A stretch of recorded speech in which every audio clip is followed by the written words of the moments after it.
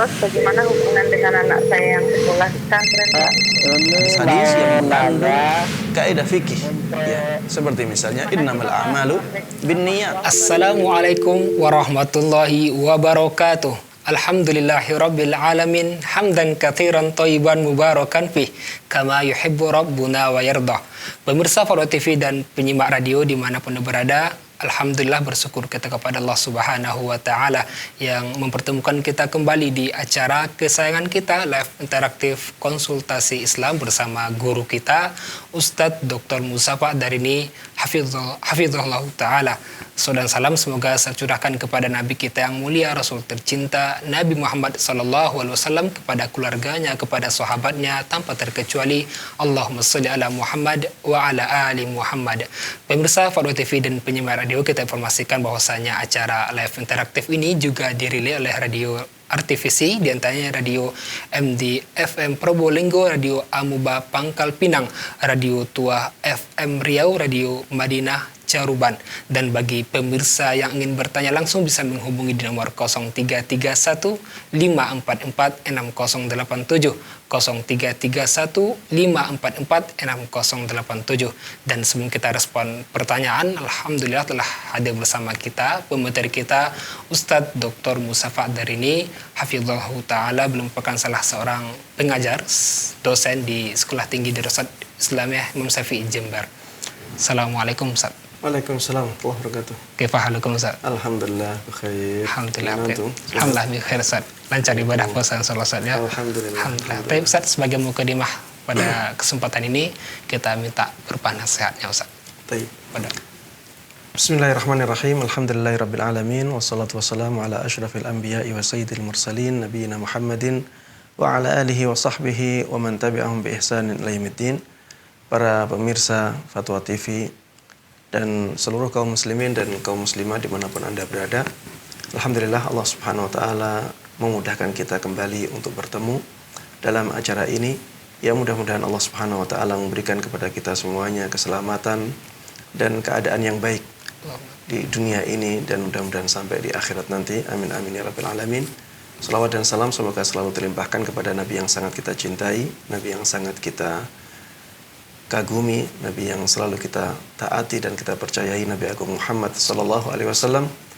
Mudah-mudahan salawat dan salam tersebut juga terlimpahkan kepada seluruh keluarga beliau, seluruh sahabat beliau, dan seluruh kaum muslimin yang mengikuti beliau dan para sahabatnya dengan baik hingga hari akhir nanti. Ikhwati wa akhwati fillah rahimani wa rahimakumullah. Alhamdulillah kita sudah masuk di bulan Ramadan, bulan yang dikatakan oleh Nabi kita Muhammad sallallahu alaihi wasallam memiliki banyak keistimewaan. Bulan tersebut dipenuhi dengan keberkahan. Di bulan itu pintu-pintu surga dibuka oleh Allah Subhanahu wa taala. Pintu-pintu neraka ditutup oleh Allah Subhanahu wa taala. Syaitan-syaitan dibelenggu. Sungguh ini merupakan kesempatan emas bagi kita untuk beramal dan mengumpulkan bekal untuk akhirat kita. Allah Subhanahu wa taala memudahkan kepada kita untuk melakukan kebaikan-kebaikan di bulan ini. Ada malaikat-malaikat yang memanggil-manggil kita. Ya wahai orang-orang yang menginginkan kebaikan, aqbil. Dan wahai orang-orang, aqbil maksudnya adalah semangatlah untuk melakukan kebaikan. Ya baghiyal khairi aqbil. Wahai orang-orang, wahai orang yang menginginkan kebaikan, maka semangatlah untuk melakukan kebaikan di bulan ini. Wa ya baghiya syarri adbir, ya. Wahai orang yang menginginkan keburukan, jangan engkau melakukan keburukan-keburukan. Turunkan keinginanmu untuk melakukan keburukan-keburukan. Maka sebagai seorang yang beriman kepada Allah Subhanahu wa taala, beriman kepada hari akhir, beriman bahwa nantinya kita akan merasakan manfaat dari amalan-amalan kita ketika ada kesempatan emas seperti ini, maka gunakanlah waktu sebaik-baiknya untuk melakukan kebaikan. membaca Al-Quran, banyak bersedekah, ya, kemudian banyak berzikir, banyak sholat, ya, agar Allah Subhanahu Wa Taala memberikan kepada kita pahala yang besar, melipat gandakan pahala tersebut, dan memuliakan kita di dunia ini dan di akhirat nanti. Amin amin ya rabbal alamin. Demikian pesan singkat pada kesempatan kali ini, ya, mudah-mudahan bermanfaat bagi kita semuanya. Baik. Insyaallah jazakallah khairan Ustaz, nasihatnya demikian yang pemirsa semoga bisa kita pahami. Baik. Ada telepon yang masuk, Ustaz. Kita coba sapa. Assalamualaikum Fatwa TV. Iya, Waalaikumsalam Ustaz. Ada mau tanya Ustaz? Ya, bersama siapa di mana? Dengan Bapak Dedi di Pekanbaru Ustaz. Ya, silakan Bapak Dedi di Pekanbaru. Silakan Bapak. Ini masalah salat tarawih Ustaz. Iya. Nah, saya kan baru berhijrah Ustaz. Iya. Nah, sementara di lingkungan saya kan orang biasa lah Ustaz, awam gimana yang umum lah Ustaz. Di sela-sela salat tarawih ada bacaan-bacaan yang dibaca gitu Ustaz. Iya. Nah, itu apakah saya boleh mengikuti salat tarawih ikut mereka Ustaz atau lebih baik di rumah Ustaz? Baik. Cukup Bapak. Cukup Ustaz. Jazakallahu khairan Ustaz. Assalamualaikum warahmatullahi wabarakatuh. Assalamualaikum warahmatullahi wabarakatuh. Ya, terima kasih Bapak Dedi di Pekanbaru. Silakan Ustaz. Baik, apabila memang ya tidak ada tempat lain ya selain tempat itu, maka lebih baik ya tetap mengikuti mereka. Lebih baik tetap menjadi makmumnya mereka ya selama amalan-amalan yang tidak ada tuntunannya tersebut tidak sampai pada derajat kekufuran. Ya. Lebih baik kita berjamaah, menjaga jamaah dengan kaum muslimin. Kalau kita bisa mencari masjid yang bersih dari amalan-amalan yang tidak sesuai dengan tuntunan tersebut, maka itu yang sebaiknya kita lakukan. Walaupun masjidnya agak jauh, karena dengan memilih tempat-tempat yang tidak ada amalan-amalan yang tidak sesuai dengan tuntunan tersebut, kita menjadi lebih khusyuk di sana, kita lebih tenang, ya, dan insya Allah ya ibadah menjadi lebih sempurna. Wallahu taala alam. Masyaallah, jazakallah khairan Ustaz. Jawaban demikian yang bertanya, semoga bisa dipahami. Biar ada telepon yang masuk, kita coba sapa lagi. Assalamualaikum Fatwa TV. Waalaikumsalam warahmatullahi wabarakatuh. Bersama siapa di mana? Rizal di Singkawang, Kalimantan Silakan Barat. Bapak Rizal di Singkawang. Barakallahu fiik, Ustaz. Fiikum barakallah. Ana pernah dapat broadcast Ustaz begini, seorang sahabat ketika masbuk sholat satu rakaat, setelah salam dia memegang janggutnya sambil menangis-nangis terseduh-seduh. Jadi untuk membayar masbuknya satu rakaat yang tanpa ujur itu, dia melaksanakan sholat sunnah sebanyak-banyaknya. Apakah ini benar Ustaz? Maksudnya tidak bermudah-mudahan untuk masbuk gitu Ustaz. Mohon penjelasannya. Sekian jazak kelahiran. Assalamualaikum warahmatullahi wabarakatuh. Waalaikumsalam warahmatullahi wabarakatuh. Terima kasih Pak Rizal di Singkawang. Silakan Ustaz. Taib, kisah sahabat tersebut, wallahu alam, saya tidak tahu. Ya. Saya tidak tahu apakah sanadnya sahih ataukah tidak. Saya baru mendengar ya kisah tersebut saat ini. Wallahu alam. Saya tidak bisa menjawab ya apakah kisahnya benar ataukah tidak. Makmum yang masbuk ya tidak ada dosa sebenarnya ya. Dia tidak berdosa ketika dia menjadi masbuk ya. Memang jelas orang yang mendapati takbiratul ihramnya imam ya tidak seperti orang yang masbuk. Orang yang mendapati takbiratul ihram imam, salat jamaahnya menjadi lebih sempurna daripada orang yang misalnya masbuk satu rakaat atau masbuk dua rakaat atau tidak mendapatkan takbiratul ihramnya imam ya. Tapi bukan berarti itu dia berdosa. Bukan berarti dia berdosa. Kenapa? Karena dia masih dikatakan sebagai orang yang berjamaah. Kalaupun kita katakan bahwa berjamaah itu wajib ya, maka dia masih berjamaah, masih dihukumi sebagai orang yang berjamaah sehingga dia telah menunaikan kewajibannya.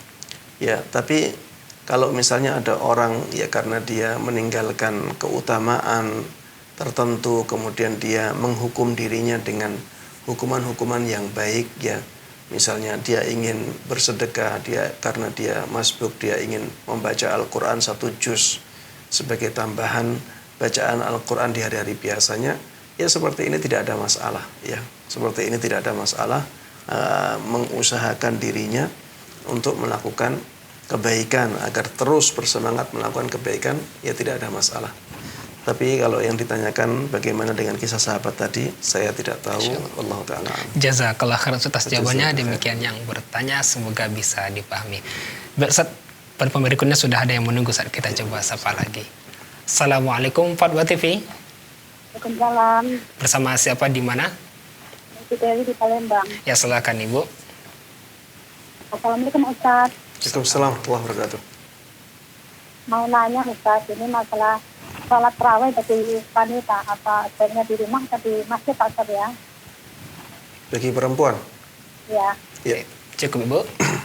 Ya cukup. Ya terima kasih Ibu Dewi di Palembang. Iya. Silakan Ustaz. Sholatnya jamaah perempuan, ya, itu lebih baik di rumah. Baik sholat wajib maupun sholat sunnah. Kecuali ya seperti sholat Aid, ya, memang ada perintah untuk mengeluarkan jamaah wanita untuk sholat di tanah yang lapang. Bahkan orang-orang yang haid pun ya diperintahkan untuk berkumpul, karena memang ada hikmah tersendiri untuk keluarnya jamaah wanita di hari raya tersebut. Tapi untuk sholat wajib, sholat tarawih, ya, sholat Jum'ah misalnya, maka lebih baik sholat di rumah. Lebih baik sholat di rumah, karena adanya hadis-hadis yang menunjukkan hal tersebut, bahwa sholatnya perempuan di rumahnya itu lebih afdal daripada sholatnya mereka di masjid. Tapi bukan berarti ini larangan bahwa jamaah perempuan tidak boleh ke masjid. Bukan berarti ini larangan untuk jamaah perempuan pergi ke masjid. Mereka boleh sholat ke masjid.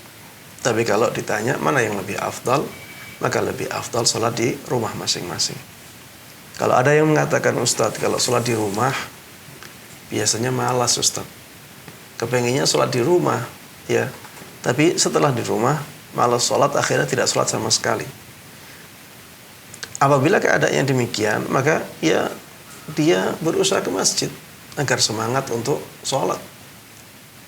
Tapi kalau bisa sholat di rumah, maka sholat di rumahnya lebih afdal daripada sholatnya di masjid, ya.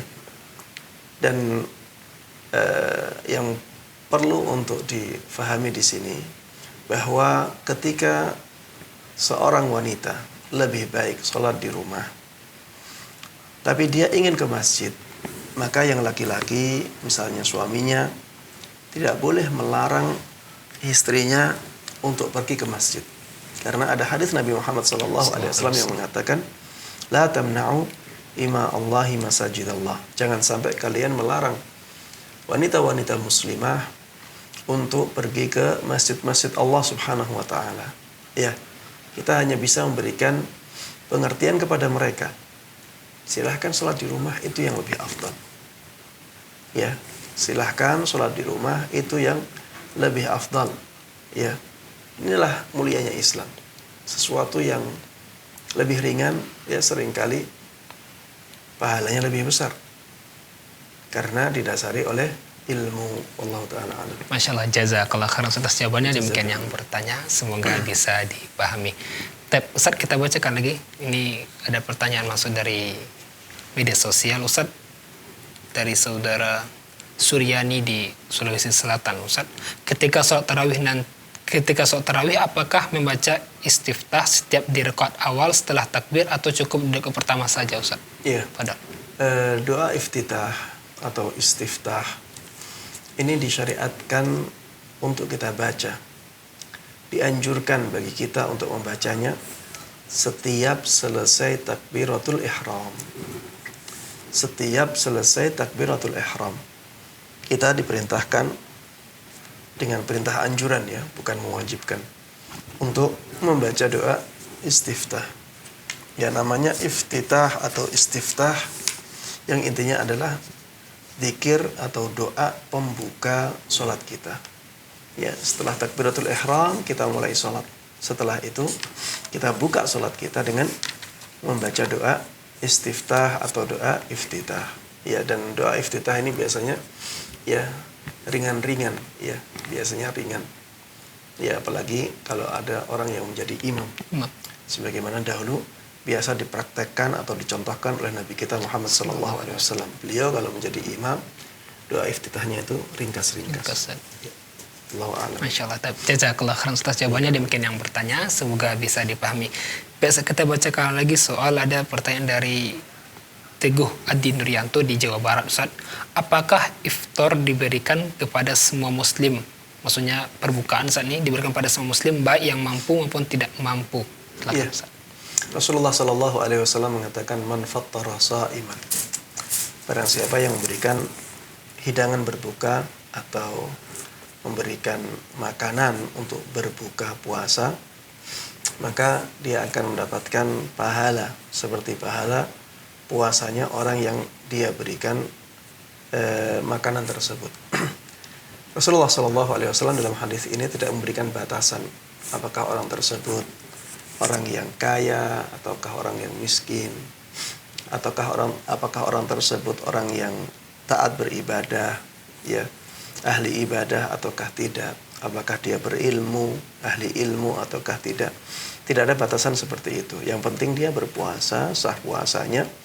Ketika dia mendapatkan pahala dan kita memberikan makanan berbuka kepada dia, maka kita akan mendapatkan seperti pahala puasanya dia. Ya, sehingga di sini tidak ada batasan dari sisi apakah dia harus kaya atau miskin ataukah batasan-batasan yang lainnya. Yang penting puasanya sah. Yang penting puasanya sah, kita akan mendapatkan pahala seperti pahala puasa dia. Ustadz, orang berpuasa ini kan pahalanya beda-beda, Ustadz. Iya. Makanya ketika kita memberikan makanan berbuka kepada orang yang pahala puasanya besar, maka kita akan mendapatkan pahala dari Allah Subhanahu wa taala seperti pahalanya dia. Semakin besar pahala kita.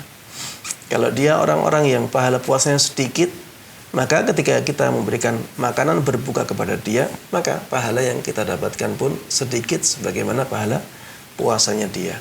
Ya, makanya di sini kalau kita ingin ya memberikan makanan tersebut kepada orang-orang yang mulia, orang-orang yang puasanya baik, maka itu menjadi lebih baik. Allah taala alam. Rasulullah, kalau dia memberikan iftar ini kepada banyak orang, semua pahala mereka dia dapati juga, Ustaz. Iya, seperti itu.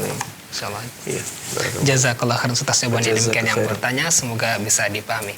Baik, ada telepon yang menunggu, saat kita coba sapa. Assalamualaikum Fatwa TV. Waalaikumsalam warahmatullahi wabarakatuh. Bersama siapa di mana? Pak Busnudin di Solo, Sumatera Barat. Silakan Pak Busnudin di Solo. Nah, begini Ustadz dulu pernah bilang uang yang haram kalau diberikan kepada istri sebagai nafkah, tiba di tangan istri itu menjadi halal, Ustaz. Iya. Nah, jadi kalau suaminya makan yang dimasak oleh istrinya, jadi untuk suami tadi tetap haram atau halal? Atau kita yang diundang makan ke rumahnya, apakah bagi kita halal atau haram, Ustaz? Mohon penjelasannya. Assalamualaikum warahmatullahi wabarakatuh. Waalaikumsalam warahmatullahi wabarakatuh. Terima kasih Pak Busnudin di Solo. Silakan Ustaz. Ya. Ketika seseorang ya memberikan nafkah kepada istri, maka nafkah tersebut menjadi halal ya, walaupun yang diberikan kepada istri adalah harta yang haram tapi berhubungan dengan hak Allah Subhanahu wa taala. Ya, seperti misalnya ketika suaminya menjadi pegawai bank, ya, tentunya gajinya haram. Ketika gaji tersebut diberikan kepada istri sebagai nafkah, maka di tangan istri uang tersebut menjadi halal karena istri mendapatkannya dengan cara yang halal. Kalau misalnya ada orang pegawai bank ya pulang ke rumah dengan ojol ya, naik ojek online ya, maka gaji yang diambil oleh driver walaupun dari gaji pegawai bank menjadi halal karena perpindahan kepemilikannya dengan cara yang halal. bagaimana ketika uang ini dikasihkan ke orang lain, kemudian dari orang lain tersebut diberikan kepada dia. Jadi misalnya ada orang pegawai bank memberikan driver sebagai upah. Kemudian dari upah tersebut driver membeli sesuatu dan diberikan kepada pegawai bank tadi sebagai hadiah. Maka kita katakan uang yang kembali kepada pegawai bank tersebut ya menjadi halal. Menjadi halal karena sudah sebab kepemilikannya sudah berubah. Sebab kepemilikannya sudah berubah menjadi halal bagi dia. Tapi ya dia jelas ya harus ingat, harus tahu, harus sadar bahwa dia melakukan dosa besar. Dia melakukan dosa besar ketika bekerja di bank. Ya. Itu harus dia ingat terus. Ya jangan kemudian kalau seperti itu saya kerja di bank saja. Kemudian setelah itu saya kasihkan ke anak-anak, nanti anak-anak ngasih ke saya kasihkan ke istri, nanti istri ngasih ke saya, halal. Tidak seperti itu. Karena orang yang bekerja di bank yaitu dia telah melakukan dosa-dosa besar. Kalau dia melakukannya setiap hari, berapa dosa yang akan dia tanggung? Tidak kasihankah dia kepada diri dia? Iya. Walaupun dia, misalnya saya tidak memakan uang saya, Ustadz saya kasihkan ke orang, orangnya nanti ngasih saya, nanti saya makan uang, saya makan. Apakah bisa seperti itu terus? Apakah semua uangnya akan dikasihkan seperti itu? Kemudian bagaimana pertanggungjawaban dia dengan perbuatan-perbuatan dia yang mengumpulkan uang yang diharamkan seperti itu? Membantu dalam keburukan, ya. Jangan melihat sisi itu kemudian melupakan sisi ini. Ya, walaupun perpindahan kepemilikan ini bisa merubah hakikat sebuah benda, ya seakan-akan zatnya berubah, tapi itu tidak mengubah kenyataan bahwa dia melakukan dosa besar yang akan dia lakukan terus-menerus selama tidak meninggalkan pekerjaan dia misalnya sebagai pegawai bank konvensional, ya Allah Ta'ala. Begitu pula dengan pekerjaan-pekerjaan haram yang lainnya. Ya, kembali ke sini, selama itu berhubungan dengan hak Allah Subhanahu Wa Ta'ala. Selama itu berhubungan dengan hak Allah Subhanahu Wa Ta'ala. Kalau berhubungan dengan hak manusia seperti misalnya pencurian, ada orang mencuri, kemudian dari pencurian tersebut dia kasihkan kepada orang lain, maka seperti ini, ya harta tetap haram di tangan orang yang dia berikan. Kenapa? Karena hak kepemilikan barang tersebut belum berpindah dari pemilik aslinya, yaitu pemilik barang tersebut sebelum dicuri. Sehingga orang yang mencuri tidak berhak untuk memberikannya kepada orang lain. Sehingga ketika diberikan kepada orang lain, barang di tangan orang lain tetap menjadi milik pemilik awal, ya. Kalau yang berhubungan dengan hak Allah seperti saya tadi ya katakan haramnya riba, yang mengharamkan Allah. Tapi antara manusia dengan manusia yang lain suka sama suka, ya rela sama rela. Seperti misalnya ada orang ya dia bekerja sebagai bidu wanita, ya itu adalah hak Allah Subhanahu Wa Ta'ala. Allah melarang itu. Ya, ketika dilanggar maka ini melanggar hak Allah Subhanahu Wa Ta'ala. Tapi kalau orang yang antara orang per orang, maka di sini mereka melakukannya suka sama suka. Perzinaan, ya perzinaan ini melanggar hak Allah Subhanahu Wa Ta'ala. Bisa jadi orang melakukan perzinaan suka sama suka, kemudian yang perempuan misalnya dia PSK, dia mendapatkan gaji dari perzinaan tersebut. Dilakukan suka sama suka. Ya, di sini harta, di sini kepemilikan ya bisa berpindah, tapi itu haram di tangan dia. Itu haram di tangan dia. Kalau dia kasihkan ke orang lain bisa menjadi halal, asalkan cara perpindahannya halal, ya.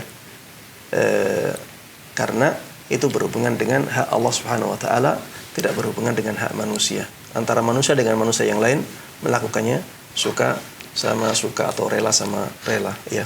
Baik. Jazakallah khair atas jawabannya. Demikian Bapak Ustaz Nurdin di Solo, Sumatera Barat. Semoga bisa dipahami. Pemirsa Fatwa TV dan penyimak radio, kembali kita mengajak bagi pemirsa yang bertanya langsung bisa menghubungi nomor 0331 544 6087 0331 544 6087. Baik Ustaz, kita bacakan soal dari media sosial. Ada pertanyaan dari Vivi di Riau, Ustaz. Bagaimana cara menyikapi seorang ayah yang tidak sholat dan juga tidak bekerja untuk mencari nafkah, Ustaz? Ya, ayah yang demikian adalah ayah yang meninggalkan kewajiban. Ya, dia harusnya sholat karena dia seorang yang mengaku sebagai Muslim. Ya, harusnya dia melakukan sholat 5 waktu. Dia juga harusnya menafkahi keluarganya karena keluarganya adalah tanggung jawab dia. Bagaimana apabila orang tersebut tidak melakukan kewajibannya sebagai orang tua? Ya, maka kita katakan sebagai seorang anak kita wajib berbakti kepadanya. Sebagai seorang anak, ya, kita wajib berbakti kepada orang tua yang demikian. Kenapa? Karena Allah Subhanahu wa taala di dalam surat Luqman mengatakan, "Wa in jahadaka 'ala an tusyrika bi ma laysa laka bihi 'ilmun fala tuti'huma wa sahibhuma fid dunya ma'rufa." Apabila kedua orang tuamu memaksamu untuk melakukan kesyirikan, maka jangan taati keduanya, tapi tetap pergauli keduanya dengan cara yang ma'ruf, cara yang baik. Kalau kita dipaksa melakukan kesyirikan oleh orang tua kita, ini sesuatu yang sudah di luar batas kewajaran. Sudah luar biasa buruknya. Kesyirikan saja, apabila orang melakukan kesyirikan saja, itu sangat dimurkai oleh Allah Subhanahu wa taala. Bagaimana orang yang memaksa orang lain melakukan kesyirikan? Sesuatu yang sangat luar biasa buruknya. Tapi lihat apa kata Allah Subhanahu wa taala, jangan taati dia. Allah katakan jangan taati perintahnya itu, tapi karena dia sebagai orang tua, pergauli dengan cara yang baik. Ya, ini masalah kesyirikan, pemaksaan dalam kesyirikan. Apalagi hanya ya tidak sholat, ya kemudian tidak mau mencarikan nafkah untuk keluarga. Ini dosa besar ya, tidak sholat dosa besar. Tidak mencarikan nafkah ini juga dosa. Ya, tapi tidak lebih besar daripada tadi memaksa orang lain untuk melakukan kesyirikan. Ya, intinya ketika orang tua kita melakukan kesalahan-kesalahan seperti itu, ya meninggalkan sholat, tidak mau mencari nafkah, maka dia tetap punya hak untuk kita berbakti kepadanya. Kita punya kewajiban untuk berbakti kepadanya. Kemudian, bagaimana bentuk bakti kita? Di antara bentuk bakti kita adalah memberikan nasihat kepada orang tua. Kalau itu bisa kita lakukan dan tidak ada mudarat yang datang yang lebih besar, maka kita wajib melakukannya untuk orang tua kita. Ya. Dan coba ya kita bungkus nasihat itu dengan kata-kata yang bisa menjadikan orang tua senang dan terbuka hatinya. Seperti misalnya, ya Bapak, Ayah, saya itu sangat senang dengan ayah, saya sangat sayang kepada ayah. Saya mau tanya kenapa ayah tidak mau sholat. Ya, coba dibungkus dengan pertanyaan. Nasihat itu bungkuslah dengan pertanyaan. Kemudian bungkuslah dengan kata-kata sayang, kata-kata cinta. Kita sampaikan kepada orang tua. Kemudian tanya kenapa ayah tidak mau bekerja. Kenapa ayah ya tidak mau mencarikan kita nafkah? Ini termasuk di antara cara kita menasihati orang tua, dengan kita ubah nasihat tersebut dengan redaksi pertanyaan. Ya mungkin dengan pertanyaan tersebut orang tua terketuk hatinya. Dengan cara yang halus tersebut mungkin orang tua bisa berubah. Ya. Termasuk di antara cara bakti kita kepada orang tua yang demikian adalah banyak berdoa. Doakan orang tua kita. Ya, mungkin gangguan setan mengalahkan dia. Mungkin hawa nafsunya yang mengalahkan dia. Doakan agar orang tua menjadi baik, orang tua menjadi mudah urusannya, menjadi semangat untuk mencarikan nafkah keluarga. Ya, dengan doa-doa ini Allah Subhanahu Wa Taala akan mengubah keadaan itu. Ya, Allah Taala. Insyaallah. Jazakallah khairan atas jawabannya. Demikian yang bertanya, semoga bisa dipahami. Baik, Ustaz, dari telepon yang masuk kita coba sapa. Assalamualaikum Fatwa TV. Waalaikumsalam. Bersama siapa di mana?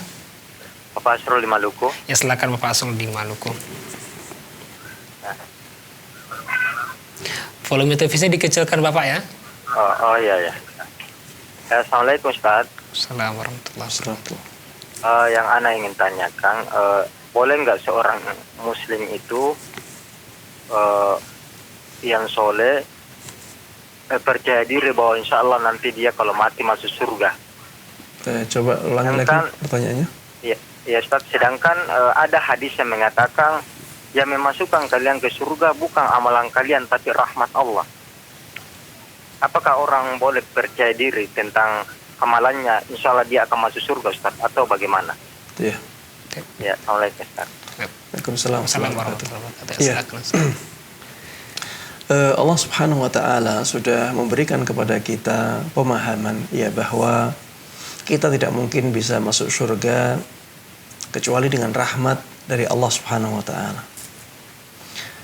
Ini harus menjadi dasar keyakinan kita. Kenapa? Karena surga itu adalah nikmat yang sangat luar biasa. A'dadtu li'ibadiyas salihin ma la 'ainun ra'at wala udhunun sami'at wala khatara ala qalbi bashar. Aku telah persiapkan untuk hamba-hambaku yang saleh kenikmatan yang tidak pernah dilihat oleh mata, tidak pernah didengar oleh telinga, tidak pernah dibayangkan oleh hati manusia. Karena kenikmatan ini sangat luar biasa sehingga tidak mungkin kenikmatan ini bisa diraih oleh manusia dengan amalnya. Kalau dengan amal manusia saja, maka dia tidak pantas sebenarnya mendapatkan surga Allah Subhanahu Wa Taala. Tapi Allah sudah memberikan pengertian juga kepada kita bahwa Allah akan memberikan rahmatnya kepada orang-orang yang beramal saleh. Ya, jadi kita harus tahu yang pertama, kita tidak mungkin masuk surga kecuali dengan rahmat Allah Subhanahu Wa Taala. Kemudian yang kedua, kita harus tahu bahwa rahmat tersebut ya akan diberikan oleh Allah ketika kita beramal baik, ya. Dan inilah yang banyak disebutkan di dalam Al-Qur'an. Misalnya, wa basyiril ladzina amanu wa 'amilus salihati anna lahum jannah. Berikanlah kabar gembira kepada orang-orang yang beriman dan beramal saleh bahwa bagi mereka surga Allah. Kenapa mereka mendapatkan surga Allah? Karena mereka beriman dan beramal saleh. Lu katanya tadi orang tidak bisa masuk surga kecuali dengan rahmat. Kita katakan iya, rahmat tersebut datangnya sebabnya adalah dia beriman dan beramal saleh. Karena dia beriman dan beramal saleh, Allah memberikan rahmat kepada dia. Dengan rahmat itulah dia masuk surga. Ya. Di dalam ayat di surat Ar-Rahman, Allah Subhanahu wa taala mengatakan hal jazaa'ul ihsan illal ihsan. Ya, tidak ada balasan kebaikan kecuali kebaikan. Ya, orang ketika melakukan kebaikan akan dibalas surga oleh Allah Subhanahu wa taala. Karena orang yang melakukan kebaikan itu akan mendapatkan rahmat dari Allah Subhanahu wa taala. Di dalam surat Al-Mursalat Allah katakan, "Kulu washrabu hani'an bima kuntum ta'malun." Makanlah, minumlah dengan tenang. Bima kuntum ta'malun, dengan sebab amalan-amalan yang dahulu kalian lakukan. Jadi dikatakan di sini kita diberikan pengertian kalau kita melakukan amal saleh, Allah akan memberikan surga. Kenikmatan-kenikmatan surga akan kita rasakan. Kenapa? Karena kalau kita melakukan amalan saleh, Allah akan memberikan rahmatnya kepada kita. Sehingga Allah Subhanahu wa taala memasukkan kita ke surganya. Coba lihat di surat An-Nahl, "Man 'amila salihan min dzakarin aw untha wa huwa mu'min, falanuhyiyannahu hayatan thayyibah wa lanajziyannahum ajrahum bi ahsani ma kanu ya'malun." Barang siapa yang melakukan amal saleh, baik dia laki-laki maupun perempuan, dan dia dalam keadaan beriman, maka kami benar-benar akan memberikan kepada dia kehidupan yang baik, dan kami akan memberikan balasan kepada dia dengan balasan yang lebih baik dari amalan yang telah mereka lakukan. Balasan yang lebih baik itu adalah surga Allah Subhanahu wa ta'ala. Orang yang beramal saleh dan beriman, baik laki-laki maupun perempuan, akan mendapatkan surga Allah Subhanahu wa ta'ala. Dan surga tersebut dia dapatkan karena amalan saleh. Dengan amalan saleh dia dirahmati oleh Allah, dia dimasukkan surga oleh Allah Subhanahu wa ta'ala. Lihat di surat Al-Imran, "Wasari'u ila maghfiratin min rabbikum wa jannatin 'arduha as-samawati wal ardu u'iddat lil muttaqin." Berlomba-lombalah kalian, bersegeralah kalian untuk mendapatkan maghfirah, ampunan dari Allah Subhanahu wa ta'ala, dan mendapatkan surga yang luasnya seperti langit dan bumi, yang dipersiapkan untuk orang-orang yang bertakwa. Surga tersebut dipersiapkan untuk orang-orang yang bertakwa. Orang yang bertakwa adalah orang yang melakukan amal-amal saleh. Kenapa surga dipersiapkan untuk orang yang bertakwa? Karena orang yang bertakwa pantas untuk masuk surga. Karena orang yang bertakwa dirahmati oleh Allah Subhanahu wa ta'ala. Ya. Jadi jangan dipertentangkan antara dua hal ini. Bahwa yang pertama tadi, bahwa kita tidak akan masuk surga kecuali dengan rahmat dari Allah, dengan bahwa orang yang melakukan amalan saleh itu bisa masuk surga Allah. Jangan dipertentangkan, karena keduanya tidak bertentangan. Kenapa demikian? Karena orang yang beramal saleh ini akan dirahmati oleh Allah Subhanahu wa ta'ala. Dan termasuk di antara bentuk rahmat Allah kepada dia, akan memasukkannya ke surganya. Ya, wallahu ta'ala. Masya Allah. Jazakallah khairan atas jawabannya. Demikian Bapak Asrul di Maluku. Semoga bisa dipahami. Ustaz, ada telepon yang masuk lagi, kita coba sapa. Assalamualaikum Fatwa TV. Waalaikumsalam. Ya, bersama siapa di mana? Pak Narto di Kalimantan. Silakan Bapak. Oke, Pak Ustadz, saya mau nanya ini tentang sholat tarawih Pak Ustadz. Ya. Itu sebenarnya yang ada hadisnya itu sholat tarawih itu yang 8 rakaat atau yang 20 rakaat Pak Ustadz? Yeah.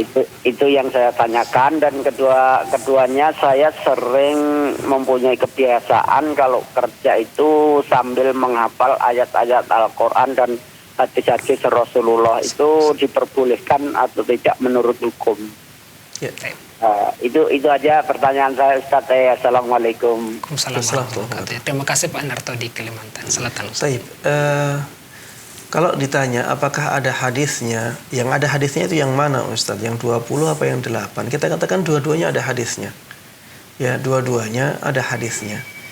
Ya, hadis yang 8 rakaat, ya hadis Aisyah radhiyallahu anha yang mengatakan bahwa Rasulullah sallallahu alaihi wasallam tidak pernah menambah jumlah rakaat salat malamnya baik di bulan Ramadan ataupun di bulan lainnya melebihi 11 rakaat.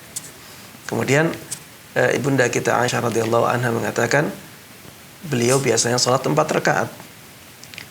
Dan jangan tanya bagaimana bagusnya salat tersebut dan bagaimana panjangnya salat itu. Kemudian salat 4 rakaat lagi. Jangan tanya bagaimana bagusnya salat 4 rakaat itu dan bagaimana panjangnya salat 4 rakaat itu. Kemudian beliau salat 3 rakaat witir. Ya, ini jelas menunjukkan bahwa ya salat malamnya beliau 8 rakaat. Kemudian ditambah salat witir 3 rakaat. Dan salat malam ya ini sama dengan salat tarawih. Salat tarawih itu salat malam ya. Sehingga hukumnya sama karena Rasulullah sallallahu alaihi wasallam tidak pernah menambah salat malamnya dari 11 rakaat. Adapun yang 20 rakaat ya ada dari athar Umar Ibn Khattab radhiyallahu anhu ketika memerintahkan kepada sahabat Ubay untuk mengimami kaum muslimin ya. Ada athar yang menunjukkan 11 rakaat, ada athar yang menunjukkan 23 rakaat dengan witirnya. Para ulama mengatakan, ya ada yang mengatakan athar ini bertentangan, athar yang 11 rakaat lebih kuat daripada athar yang 23 rakaat. Tapi ada sebagian ulama, ya, dan ini yang menurut ana lebih pantas untuk kita ikuti, dengan yang mengatakan dua athar ini tidak bertentangan. Dua athar ini tidak bertentangan. Mereka mengatakan bahwa athar yang 11 rakaat itu di awal. Kemudian athar yang 23 rakaat itu setelah melalui perjalanan. Maksudnya adalah bahwa asalnya sahabat Umar ibn al-Khattab radhiyallahu anhu memerintahkan Ubay untuk mengimami kaum muslimin dengan 11 rakaat, tapi dalam waktu yang panjang, sehingga berdirinya mereka panjang. Akhirnya apa? Akhirnya kaum muslimin merasa keberatan dengan 11 rakaat yang panjang tersebut. Untuk meringankan beban kaum muslimin ini, akhirnya dijadikanlah rakaatnya banyak. Ya, dijadikanlah rakaatnya banyak sehingga berdirinya bisa lebih diperingan. Ya. Karena dengan rakaatnya banyak, ya, maka kaum muslimin akan menjadi ringan dalam menjalankan sholat tarawihnya. Sehingga itu yang terjadi. Yang pertama 11 rakaat, kemudian yang akhirnya menjadi 23 rakaat. Dan tidak ada pengingkaran dari para sahabat yang lainnya tentang hal ini. Dan kalau kita melihat hadis-hadis Nabi Muhammad SAW, tidak ada satupun hadis yang membatasi jumlah rakaat malam. Bahkan ada sebuah hadis yang menunjukkan bahwa memang tidak ada batasan di sholat malam itu, yaitu hadis Nabi Muhammad SAW yang berbunyi, Salatul laili mathna mathna. Salat malam itu 2 rakaat. Fa idza khasya ahadukumus subha falyutir biwahidah. Apabila salah seorang dari kalian khawatir waktu subuh datang, maka silahkan salat witir. Ya, silahkan tutup dengan salat witir. Ya, di sini hanya dikatakan salat malam itu 2 rakaat. Tidak ada batasan, yang penting 2 rakaat.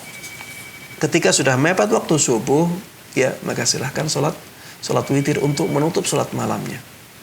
Sehingga ini menunjukkan bahwa tidak ada batasan. Ya, tidak ada batasan untuk salat malam. Silahkan salat 11 rakaat. Silahkan salat 23 rakaat. Kalau ingin lebih tidak ada masalah.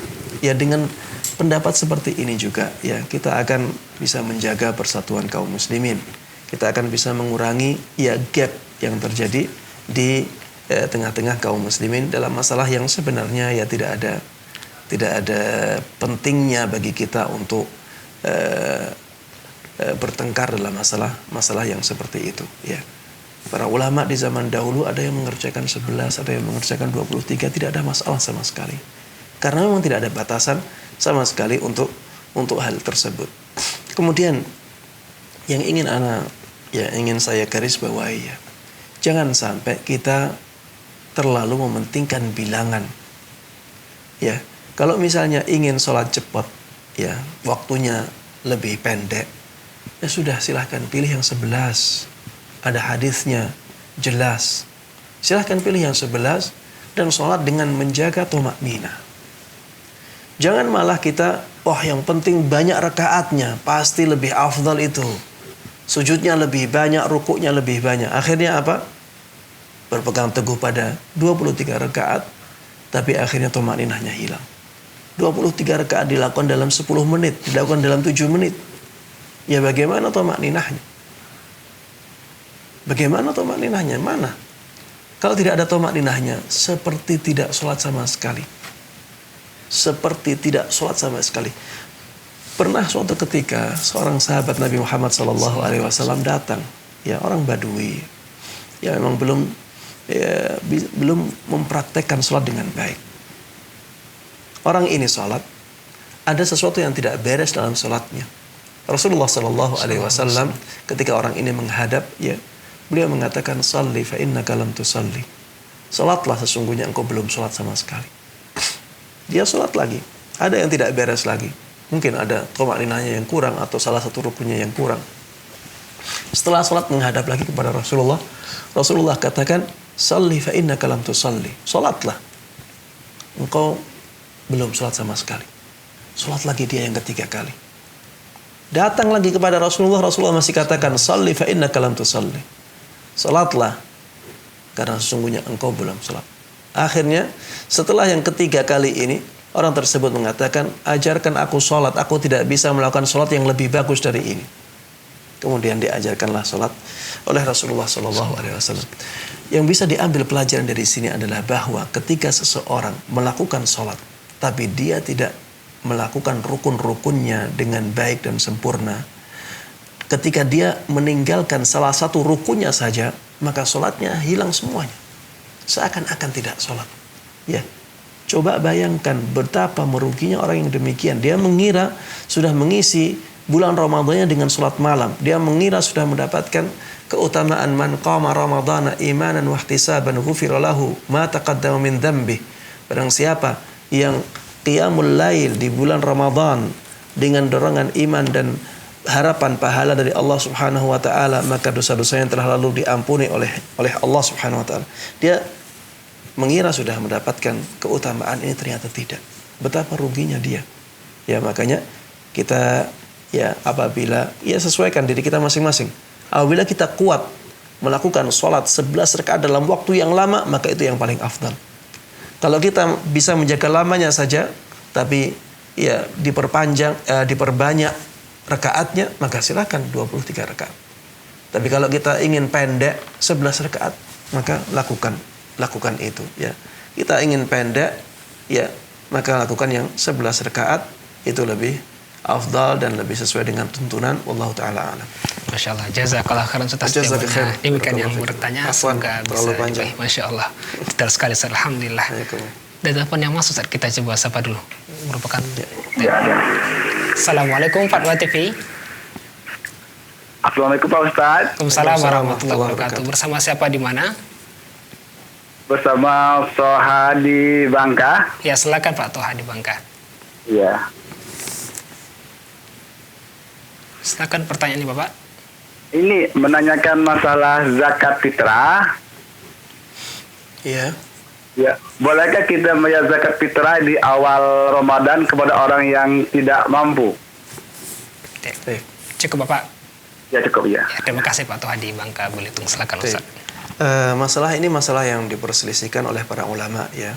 Ada yang mengatakan boleh, ada yang mengatakan tidak boleh ya. Yang mengatakan boleh, mereka mengatakan bahwa zakat fitrah itu sebabnya dua ya. Yang pertama masuknya bulan Ramadan ya. Yang kedua adanya kemampuan bagi seseorang atau datangnya waktu wajibnya. Yang pertama masuknya bulan Ramadan, kemudian yang kedua datangnya waktu wajib untuk membayar.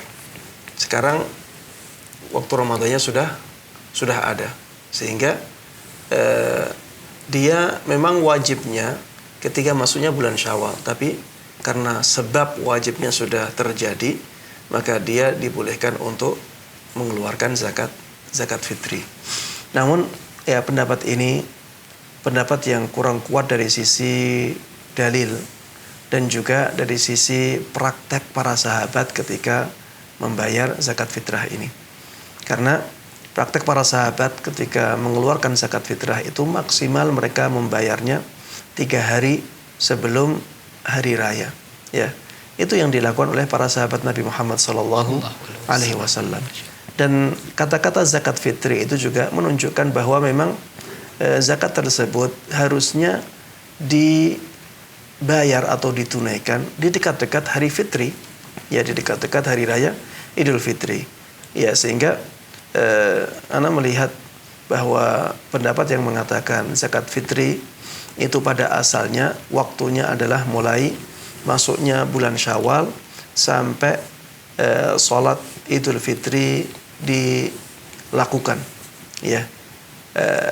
Dan zakat fitri ini bisa diajukan hingga 3 hari sebelum hari raya Idul Fitri karena adanya perbuatan dari sahabat Ibnu Umar radhiyallahu anhuma, dan ini keringanan yang diberikan oleh syariat ya.